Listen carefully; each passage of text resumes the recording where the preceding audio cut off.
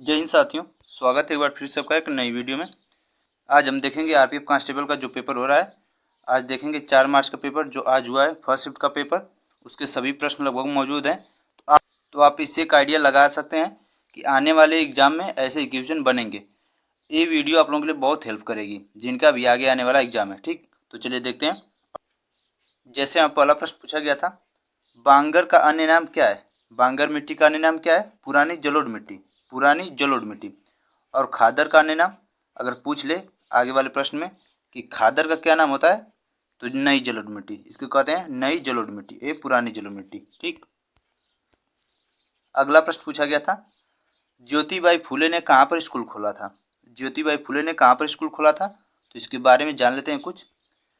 ज्योतिराव गोविंदराव फुले और सावित्रीबाई फुले ने मिलकर साल 1848 में पुणे के भीड़ेवाड़ा में लड़कियों के लिए पहला स्कूल खोला था। कहाँ पे? भीड़ेवाड़ा में। अगला प्रश्न था, आर्य समाज कब आया था? तो आर्य समाज की स्थापना 1875 में, और किसने किया था? स्वामी दयानंद सरस्वती जी ने। ठीक, अगला प्रश्न पूछा गया था, स्वतंत्रता के पूर्व कितने प्रतिशत लोग कृषि पर आश्रित थे? स्वतंत्रता के पहले कितने परसेंट लोग कृषि पर आधारित थे? तो करीब 75% लोग। भारत में करीब 75% लोग कृषि पर निर्भर थे आज़ादी से पहले। और अगला क्वेश्चन था पॉलिटी से, अनुच्छेद 38 का संबंध है। अनुच्छेद 38 का संबंध क्या है? लोक कल्याण। लोक कल्याण यानी सरकार जनता का कल्याण करेगी। ठीक, अगला प्रश्न पूछा गया था, स्वतंत्रता से पूर्व किसका उद्योग व्यापक था? स्वतंत्रता से पहले, आज़ादी से पहले किसका उद्योग व्यापक था?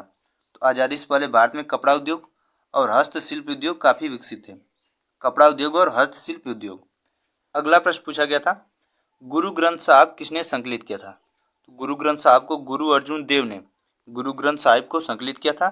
और गुरु अर्जुन देव सिखों के 5वें गुरु थे। सिखों के 5वें गुरु थे।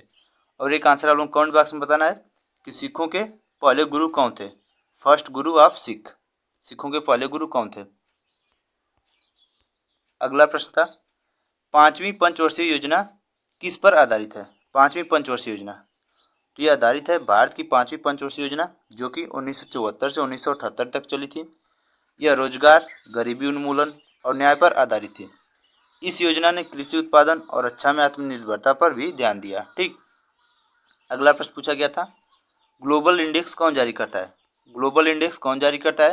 तो देखिए, ग्लोबल इंडेक्स में कई संस्थाएं हैं जो अपना अलग अलग जारी करती हैं। जैसे वैश्विक शांति सूचकांक हो गया, जिसे जारी करता है institute for economics and peace. और जैसे एक है वैश्विक आतंकवाद सूचकांक, इसे जारी करता है अर्थशास्त्र और शांति संस्थान आईईपी जारी करता है। तो कई संस्थाएं इसमें अलग अलग। ठीक, तो बस ये बात ध्यान रखनी है कि ग्लोबल इंडेक्स कौन जारी करता है, ऐसे प्रश्न बन रहे हैं। ठीक, अगला प्रश्न पूछा गया था, उत्तर भारत की मैदान में कौन सी मिट्टी पाई जाती है? उत्तर भारत के मैदान में जलोढ़ मिट्टी पाई जाती है। कौन मिट्टी? जलोढ़ मिट्टी। अगला प्रश्न था, अरब सागर का कौन सा किनारा है? अरब सागर का किनारा कौन सा है?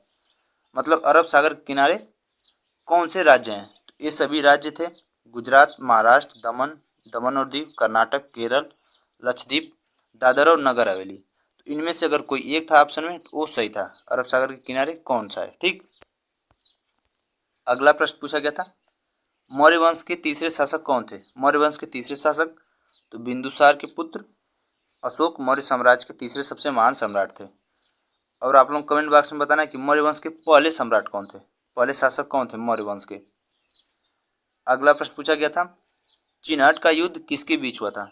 चिनहट का युद्ध, चिनहट की लड़ाई 30 जून 1857 को ब्रिटिश सेना और भारतीय विद्रोहियों के बीच लड़ी गई थी। और इस लड़ाई में भारतीयों की जीत हुई थी। ठीक, अगला प्रश्न पूछा गया था, दिवाली के 10 दिन बाद जैन धर्म का त्यौहार किस जगह मनाते हैं? कहाँ मनाते हैं? पावापुरी में। अगला प्रश्न था, राज्य की सीमा परिवर्तित करते हैं किस अनुच्छेद के तहत? तो भारतीय संविधान के अनुच्छेद 3 के तहत राज्य सीमा परिवर्तित करने की शक्ति है। अगला प्रश्न पूछा गया था, करंट का प्रश्न है, मुख्य न्यायाधीश कौन से नंबर के हैं? जो वर्तमान के मुख्य न्यायाधीश बने हैं संजीव खन्ना जी, वो हमारे देश के 51 यानी कि 91 मुख्य न्यायाधीश हैं। ठीक, अगला प्रश्न पूछा गया था, मुख्यमंत्री की नियुक्ति कौन करता है? तो भारत के किसी भी राज्य में मुख्यमंत्री की नियुक्ति राज्यपाल करता है। राज्यपाल मुख्यमंत्री के साथ साथ अन्य मंत्रियों की भी नियुक्ति करता है। ठीक, अगला प्रश्न पूछा गया था, कवरती किसका द्वीप है? कवरती भारत के केंद्र शासित प्रदेश लक्षद्वीप का मुख्यालय है। यह द्वीप लक्षद्वीप द्वीप समूह का हिस्सा है। लक्षद्वीप द्वीप समूह का हिस्सा है कौन? कवरती। ठीक, तो इसी के साथ आज 4 मार्च के फर्स्ट शिफ्ट के पेपर को देख लिए। ऐसे ही आगे आने वाले पेपर जो भी रहेगा उसके एनालिसिस किया जाएगा। तो आप लोग वीडियो में बने रहें और चैनल को सब्सक्राइब कर लें। ठीक, वीडियो में आने के लिए आप लोगों का बहुत बहुत धन्यवाद।